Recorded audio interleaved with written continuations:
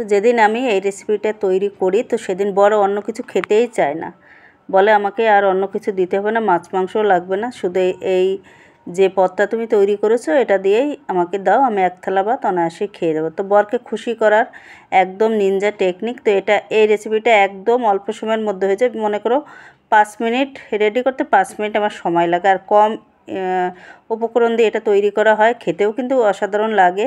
তো অনেকেই এই জিনিসটা চেনো না বা করো না। তো চলো রেসিপিটা শুরু করা যাক। তো বন্ধুরা, সঞ্চিতা কিচেন হাউসে তোমাদেরকে অনেক অনেক স্বাগত। তো চলো রেসিপিটা যখন শুরু করছি, তো প্রথমে পটলগুলো আমি পাকা পটলগুলো ভালো করে একটু ধুয়ে নিয়েছি। দেখো কালো কালো, ওগুলো কিন্তু ময়লা নয়, ওগুলো এমনি কীরকম একটা গাছের হয়তো পাতা ওগুলো। যাই হোক, এভাবে ধুয়ে নিয়ে 1 কেজি মানে 1.5 কিলোর বেশি।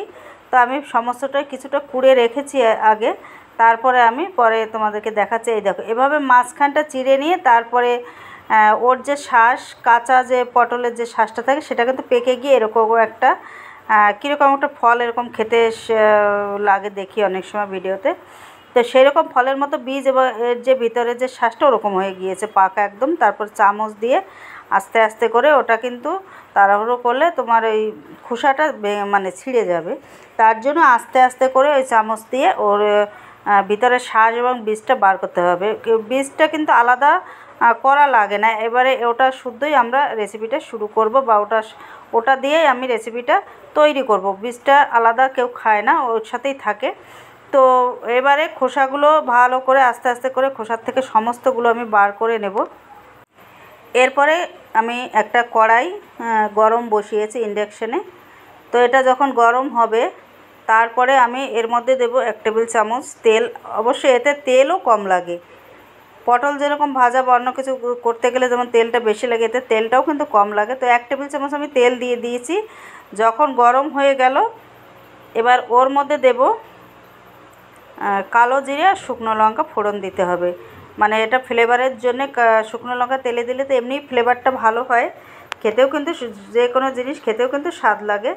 আর দিলাম 1 চামচ কালো জিরে। এর মধ্যে অনেকে চাইলে রসুন বা পেঁয়াজও দিতে পারে, তো আমি সেগুলো ছাড়া এমনি এটা নিরামিষভাবে তৈরি করলাম। এভাবেও খেতে কিন্তু খুবই ভালো লাগে। তো এতটা আমার পরিমাণে 1 কেজির চাইতেও বেশি, 1.5 কিলো, তো এতটা পরিমাণে আমার হয়েছে। তো আমি 1 কেজি মতো করেছি। আর এটা দেখো এতটা পরিমাণে হয়েছে, খোসা বাদ দিয়ে এতটা হয়েছে। এবার এটা একটু নরম, তো যেহেতু পাকা জিনিসটা, তারপরে আমি একটু স্বাদ অনুযায়ী নুন দিলাম, 1 চামচ নুন দিয়ে দিয়েছি। আর এর মধ্যে হলুদ তোমরা দিতেও পারো, নাও দিতে পারো। আমি একটু দিয়ে দিলাম 1 চামচ নয়, হাফ চামচ হলুদ দিয়েছি, তাহলে কালারটা আরও সুন্দর। এমনি তো এখানে ভিডিওতে অতটা বোঝা যাচ্ছে না, কিন্তু একদম লাল, একদম শ্বাসগুলো কিন্তু খুব লাল। যখন তোমরা এটা বাড়িতে তৈরি করবে দেখবে এর কালারটা এত সুন্দর এসছে, হলুদ দেওয়াও লাগবে না।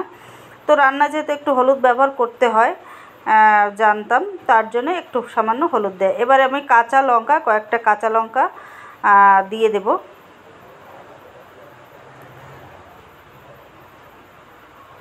পেঁয়াজ রসুন ছাড়াও এটা খেতে ভালো লাগে, আবার পেঁয়াজ রসুন দিলেও এটা ভালো লাগে।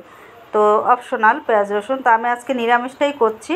এটাও কিন্তু এত সুন্দর, রসুন, কালো জিরে আর তোমার যে শুকনো লঙ্কার একটা অন্যরকম একটা গ্রান্ড টেস্ট, এটা কিন্তু খুবই ভালো লাগে খেতে। এটা হলে কিন্তু অন্য কিছু আর লাগে না। তুমি দেখবে এটা গরম ভাতের সঙ্গে খেতে মিষ্টি, কিন্তু সবজিটা কিন্তু মিষ্টি লাগে, যেহেতু পাকা পটল, সবজিটা খেতে মিষ্টি লাগে। কিন্তু 1 থালা ভাত তোমরা অনায়াসে খেয়ে নেবে। এটা হলে তো আর কিছুই লাগবে না, আমার তো লাগেই না। আমার বর খুব ভালো খায় এটা, তার জন্য আমি বলি যখন পটলটা পেকে যাবে তুমি এগুলো আমাদের জন্য নিয়ে আসবে। তো এটা যেদিন আমি করি সেদিন কিন্তু অন্য রান্নাটা কম করি, এর সঙ্গে হয়তো বা একটু ডাল করি বা অন্য কিছু হালকা পাতলা করি। এটা এত ভালো লাগে খেতে। তো বন্ধুরা, তোমরা এটা বাড়িতে তৈরি করবে একদম শর্ট টাইমে। তো অতিথি আপ্যায়ন হলে তো এটা করবেই। তো এটা যখনই দেখবে যে একটুখানি তলাটা ধরে ধরে আসছে, এভাবে নাড়িয়ে চাড়িয়ে দেবে। আর বেশি সময় লাগে না, দেখলেই বুঝে যাবে এটা পুরো শ্বাসটা একদম গলে গিয়ে কড়াইয়ের সাথে লেগে যাবে।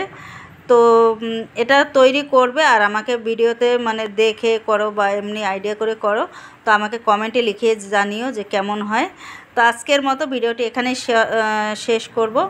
আর দেখো অলরেডি আমার হয়েও গিয়েছে, দেখো কালারটা বোঝাই যাচ্ছে, এই যে বীজগুলো দেখা যাচ্ছে। বীজগুলো কিন্তু ফেলবে না, যখন খাবে ভাতের সঙ্গে বীজগুলো এমনি কামড়ে একটু পটপট শব্দ হবে, কিন্তু বীজ খাওয়া তো ভালো।